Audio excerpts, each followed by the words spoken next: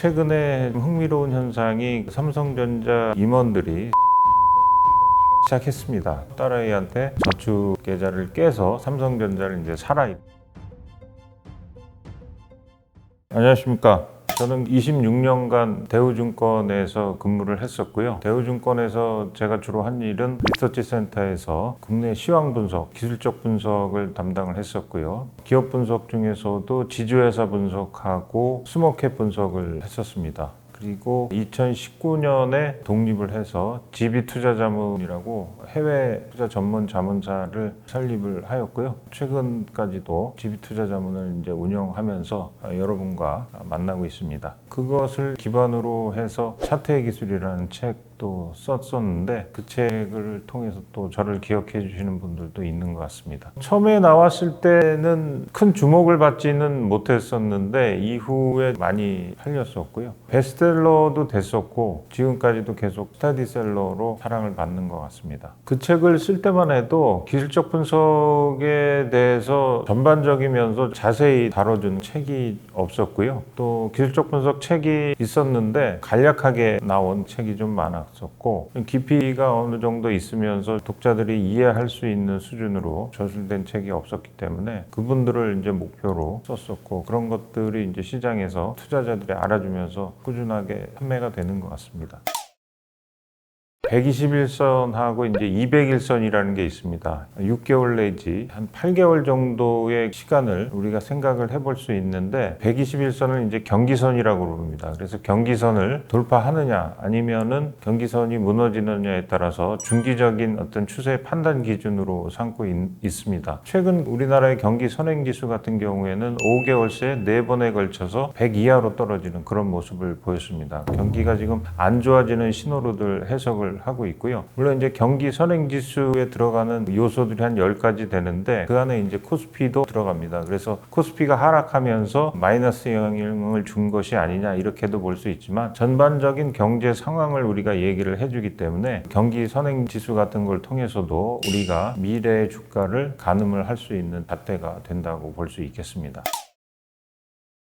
무역 수지 자체는 우리가 적자입니다. 9개월째 적자를 보고 있는데 수출 자체는 우리가 4월만 보더라도 전년 동기 대비해서 한 12% 증가하는 모습을 보여주고 있습니다. 그래서 우리나라의 주력 산업이라고 할 수 있는 반도체, 석유화학 이런 쪽에서는 흑자를 내고 있는데 문제는 국제 원자재 가격이 오르면서 우리가 그 수입하는 원자재 가격이 한 2배 정도 상승을 했기 때문에 무역 수지를 보면 마이너스를 좀 보이고 있습니다. 물론 수출은 늘어나는 가운데도 이렇게 무역 수지가 마이너스를 보이고 있기 때문에 투자하시는 분들의 좀 우려를 자아내는 그런 부분이다 이렇게 말씀을 드릴 수가 있겠습니다. 6만 원대 삼성전자가 왔고요. 딸아이한테 저축 계좌를 깨서 삼성전자를 이제 사라 이렇게 얘기를 했었고요. 실제로 좀 분할 매수를 하고 있습니다. 그럼 삼성전자가 도대체 왜 이렇게 빠지느냐 거기에 대해서 좀 생각을 해볼 필요가 있겠습니다. 국내 애널리스트들은 삼성전자가 절대적으로 좀 저평가 국면에 들어와 있다 이렇게 얘기를 하고 있습니다. 근데 그럼 왜 빠지냐? 먼저 이제 수급 상황을 한번 체크해 볼 필요가 있지 않나 봅니다. 최근 2년간 삼성전자에 대해서 외국인들의 그 보유 비중이 가장 높았을 때가 55%까지 올랐었습니다. 최근에는 외국인들이 좀 지속적으로 팔고 있고 외국인들 보유 비중이 51% 정도로 내려와 있는 상태고 과거에도 보면 외국인들이 한 저점을 한 50% 기준으로 해서 저점 매수를 하는 그런 모습을 보였습니다. 또 하나는 환율 부분이 아닌가 싶습니다. 그래서 국내 원화가 달러화 기준으로 1,880원 정도 되면 삼성전자뿐만 아니고 국내 시장에서 외국인들이 국내 주식을 지속적으로 내다 파는 모습을 보였는데 지금 현재 환율이 1,300원에 육박하고 있기 때문에 외국인들의 국내 시장에서의 순매도세는 이어지고 있고요. 이런 것들이 코스피 지수에서 차지하는 비중이 절대적으로 큰 삼성전자에도 크게 좀 다가온 것이 아닌가 이렇게 판단을 해볼 수가 있겠습니다. 그렇다면 반도체 업황은 현재 어떤가? 작년 하반기 이후에 반도체 가격이 하락했습니다. 그럼에도 불구하고 삼성 삼성전자는 반도체 부분에서 계속 견조한 실적을 좀 보여주고 있고요. 올해 1분기 같은 경우에는 계절적인 약세 국면입니다. 항상 1분기에는 반도체 관련 주식들이 좀 약세를 보였고 반도체 가격도 약세를 보였는데 애널리스트 같은 경우에는 2분기를 저점으로 해서 다시 반등세를 보일 거다 이렇게 좀 얘기를 해주고 있습니다. 그리고 이제 글로벌 상황을 보면 미국의 엔비디아를 비롯해서 반도체 관련주들이 고점 대비 한 40%에서 20%까지 하락을 한 상태입니다. 그래서 삼성전자하고 비교가 되는 TSMC 같은 경우도 연초 대비해서 한 현재 23% 정도 하락한 상황이고요. 이에 비해서 삼성전자는 약 한 14% 정도 하락한 상황이기 때문에 상위 종목에 비교해 보면은 그래도 하락 흐름이 상대적으로 덜하다 이렇게 말씀을 드릴 수가 있을 것 같고요. 많은 분들이 이제 우려하는 게 삼성전자가 비메모리 쪽에서 상당히 약한 게 아닌가 이런 우려도 있는데 이거를 충분히 좀 만회해줄 수 있는 것이 데이터 센터에 들어가는 대형 메모리 칩 에서 삼성전자가 새롭게 좀 경쟁력을 갖고 시장 점유율을 계속 확대하고 있기 때문에 이것이 트리거가 돼서 삼성전자가 저점을 확인한 후에 우상향하는 모습을 또 보여줄 수 있지 않나 이렇게 좀 판단을 해볼 수가 있겠습니다. 최근에 흥미로운 현상이 삼성전자 임원들이 자사주를 좀 많이 사기 시작했습니다. 그렇다는 얘기는 회사 직원들이 판단해 볼 때도 지금 주가가 굉장히 싼 국면에 와 있는 게 아닌가 이렇게 좀 판단을 해볼 수가 있겠죠. 그래서 현재 가격 6만 원대면은 충분히 우리가 사볼 만한 매력적인 가격대다 이렇게 판단을 해볼 수가 있겠고요. 수급상에 의해서 추가적인 하락이 있을 수는 있지만 지나친 조정은 없지 않겠나 이렇게 판단을 해볼 수 있겠습니다. 김정인 교수님 한 번 더 조정이 올 거라고 하시더라고요. 조정이 와도 지금 정도면은 사도 된다. 병원에 환자분들이 누워있으면 맥박 같은 거를 체크하는 기계가 있는데 보면 항상 고점과 저점을 이렇게 오르내리잖아요. 주식도 일정한 흐름을 가지고 움직인다는 겁니다. 사이클과 관련된 이론들이 참 많습니다. 대표적인 게 다우 이론도 있고 엘리어트 파동 이론도 있고 우라가미 구니오라는 일본 사람이 쓴 증시를 사계절로 비유한 그런 이론도 있고 사례로 들어 말씀드리면 우라가미 구니오의 사계절 이론 중에서 현재 국면이 그럼 어느 국면이냐 이걸 우리가 생각을 해볼 수가 있겠는데 이제 금리가 계속 오르고 있기 때문에 인플레 국면의 초기 국면으로 또 판단을 할 수가 있겠고요. 그래서 역금융장세다 이렇게 판단합니다. 역금융장세는 금리는 오르고 있고 인플레 국면 초기 국면인데 아직까지 기업의 실적은 어느 정도 좀 유지가 되는 상황입니다. 역금융장세에서 그 다음 국면인 역실적장세로 넘어가면 주가가 본격적으로 이제 조정을 받고 거래량이 이제 현격하게 줄어들면서 실적이 나빠지니까 주식시장이 이제 본격적인 조정을 받게 됩니다. 지금 4월 초에 미국의 장단기 금리가 이제 역전되는 현상이 나왔습니다. 그럼 이게 어떤 의미냐? 미국 시장에서는 이렇게 장단기 금리가 역전이 되는 것을 경기 침체의 신호탄으로 해석을 해왔고요. 과거 70년을 보면 장단기 금리가 역전된 이후에 짧게는 7개월, 길게는 25개월 이후에 경기 침체가 이제 본격적으로 시작이 됐던 거를 우리가 경험으로 알 수가 있습니다. 이렇게 장단기 금리가 역전된 이후 한 18개월 후에 경기가 이제 본격적으로 침체가 되는 그런 모습을 보였는데 물론 이제 여기에 변수가 등장했습니다. 올해는 우크라이나 전쟁인데 원자재 값이 급등함으로 인해 가지고 인플레를 조금 더 앞당기는 그런 효과를 가져왔습니다. 그래서 우크라이나 전쟁이 조기에 종식되지 않는다면 세계 경제에 아주 큰 부담으로 작용할 거로 보이고요. 결국은 이것이 경기 불황을 앞당겨서 짧게는 7개월에서 25개월까지 갔던 과거 사례를 훨씬 더 앞당기는 효과를 가져올 수도 있겠다. 그런 생각을 하게 되는 것이죠.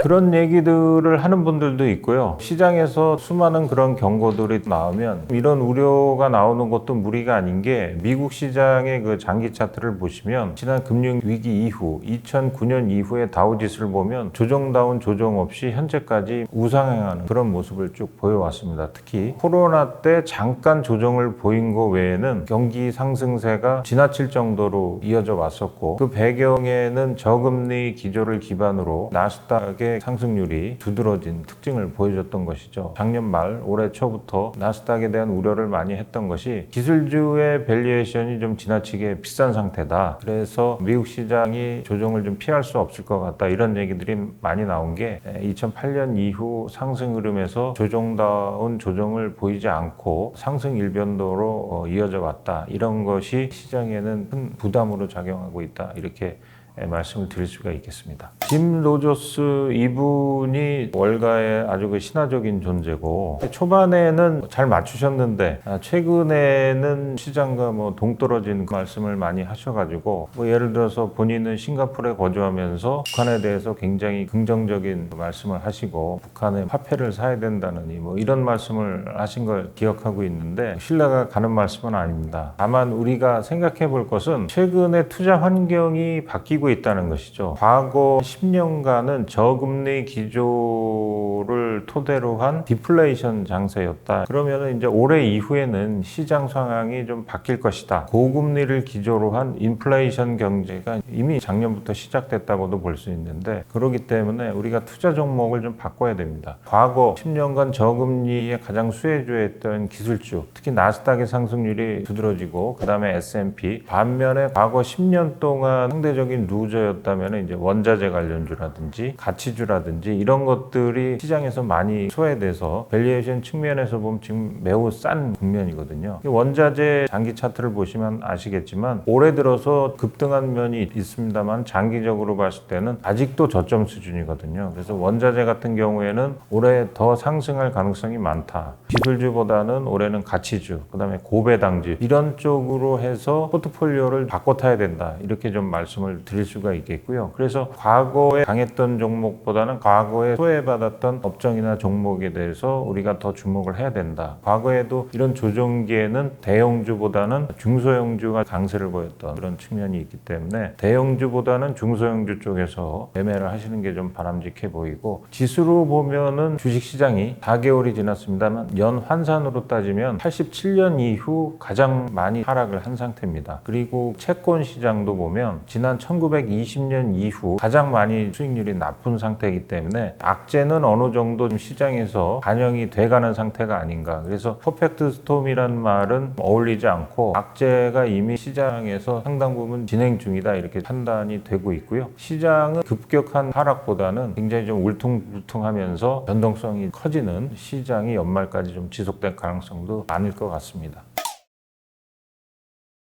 그때는 시장에서 대비가 없는 상황에서 그런 상황이 불거진 거고 최근에는 밸류에이션 측면이라든지 그동안 오른 거에 대한 반작용이라든지 뭐 이런 것들을 충분히 예상을 해볼 수가 있기 때문에 이게 갑자기 빠지는 게 아니라 상반기부터 시장의 그 조정이 이런 악재들을 반영해 나가고 있기 때문에 과거 2008년이라든지 1987년의 블랙 먼데이 같은 상황은 쉽게 오지는 않을 것 같습니다. 전쟁이 끝나면 전쟁 복구에 대한 수요도 있고 안도랠리라 그러죠. 그런 것들이 한번 오면서 전체적으로는 악재가 사라지기 때문에 시장은 좀 심리적으로 안정이 되지 않을까 이렇게 생각이 됩니다. 바로 물가에서 느껴지는 것이죠. 러시아하고 우리가 상관이 없는 것 같아도 지난주에 기사가 났지 않습니까? 러시아로 인해서 들어오는 식용 기름들 굉장히 많이 올라가지고 떡볶이 장사하시는 분들이 뭐 폐업을 했다 이런 얘기도 나오고 그런 것들을 보면 서민들이 체감할 수 있는 것들이 생활 물가잖아요. 5% 이런 것이 아니고 뭐 몇십 프로씩 이렇게 소비재들이 오르게 되면 당황스러운 거죠. 그렇게 되면서 그 파급 효과가 산업 전반으로까지 미치게 되면 인플레에서 곧바로 스태그플레이션으로 올라갈 수 있는 위험성도 있는 것이고요. 두 가지인데요. 기존의 주식을 투자하고 계신 분들은 공포로 다가오면서 그나마 있던 자산 다 없어지는 게 아닌가 뭐 이렇게 생각을 하시고 전문 투자자일수록 이런 국면을 즐기죠. 저점에 매수할 수 있는 기회다 하고 사게 됩니다. 주식이라는 것이 우량 회사의 경우 없어지지가 않고 경기가 안 좋아지게 되면 매출 부분이 이제 줄어들 뿐인데 전문 투자자들이나 경험이 많은 투자자들은 이러한 국면을 저점 매수 기회로 활용을 하기 때문에 오히려 큰 부를 또 축적을 할 수 있게 되는 것이죠. 첫째 추천드리는 것은 충분히 조정을 거친 각 업종의 대표주를 사시라, 이렇게 좀 말씀을 드릴 수 있을 것 같습니다. 한국 기업의 경우 해외에서도 국제적인 경쟁력을 보유한 기업들이 많기 때문에 국내 기업의 그 업종 대표주를 사시라, 이런 말씀을 좀 드리고 싶습니다. 미국 시장도 마찬가지고요. 국내 시장도 재작년에 많이 오른 게 제약 바이오 쪽하고 또 IT, 2차 전지, 메타버스 관련주 이런 것들이 두드러진 상승세를 보였습니다. 공통적인 것을 찾자면 이들 종목이 전부 성장주였다는 것이죠. 그래서 국내 시장에서도 두세 배, 많게는 5배 이상 이렇게 올랐습니다. 그런 주식을 접하신 분들은 모든 주식이 그렇게 오르는지 알고 계신데, 메타버스 대장주라는 종목 주가를 보시면 고점 대비 한 60% 정도 빠진 종목도 있고 그렇습니다. 주식은 이제 크게 보면 가치주하고 성장주가 있습니다. 가치주라는 것은 그 찍히는 매출이 일정하기 때문에 주가도 변동성도 그렇게 없고 1년에 많이 올라야 10%, 한 20% 정도 오르는 게 현실이고, 성장주의 대표적인 것이 제약바이오하고 IT 종목들인데, 이들 종목은 일정하게 수익이 나지 않더라도 앞으로 그 형성될 시장을 감안해서 또 밸류에이션을 주게 되고, 현재로서는 이익이 없지만 미래 시장에 투자하는 기분으로 투자를 하게 됩니다. 실제로 그 시장이 앞으로 어떻게 전개될지는 아무도 모르는 것이죠. 거기에 기대감이 높아지게 되고 또 실제로 비전이 보이게 되면서 주가는 이제 오르기 시작하는데, 한편으로는 또 실패할 확률도 많은 것이죠. 그래서 지적하신 5배, 10배 이런 종목은 가치주보다는 성장주를 말씀하시는 것 같습니다. 앞으로 그 전개될 미래 사회에 대해서 확신을 갖기는 상당히 좀 어렵고요. 테슬라 같은 거는 지극히 그 예외적인 사례다, 이렇게 말씀을 드릴 수가 있는 것 같고요. 그래서 성장주에 대해서는 투자하실 때는 그 업황에 대해서 상당히 많은 좀 공부를 하셔야 될 것 같고요. 은행 이자보다 안정된 수익을 추구하시는 분들은 고배당주에 대해서 관심을 가지신다면 은행에다가 이자를 받는 것보다는 좋은 수익을 또 거둘 수 있지 않나, 이렇게 판단을 합니다. 주식이라는 것은 사회 현상의 반영이다. 지금 우리를 둘러싼 여러 가지 환경이 있는데 정책적으로도 그렇고 국가적으로도 그렇고 가장 우려되는 부분이 인구 감소가 아닌가, 이렇게 생각이 됩니다. 올해부터 본격적으로 우리나라에서도 인구가 감소될 거로 판단이 되는데, 그렇다면은 과거의 인구를 감안해서 투자를 하시는 것보다 인구가 줄어든다는 것을 염두에 두시고 아마 투자를 하셔야 될 것 같아요. 그래서 과거에 각광을 받았던 유아 관련 산업이라든지 청소년 관련 산업, 이런 것은 앞으로 수익이 좀 줄어들 확률이 많습니다. 반면에 지속적으로 매출이 늘어날 수 있는 것은 인간의 수명이 늘어나면서 100세 시대가 되면서 건강에 대해서는 투자를 아낌없이 한다. 그렇게 되면 바이오나 헬스 관련 산업은 수익이 계속적으로 증가할 수뿐이 없지 않나, 이렇게 판단합니다. 그래서 인구를 감안한다면은 앞으로 좋아질 산업, 나빠질 산업 분명하게 갈리기 때문에 여기에 대해서도 염두를 두고 투자하시는 것이 바람직해 보입니다.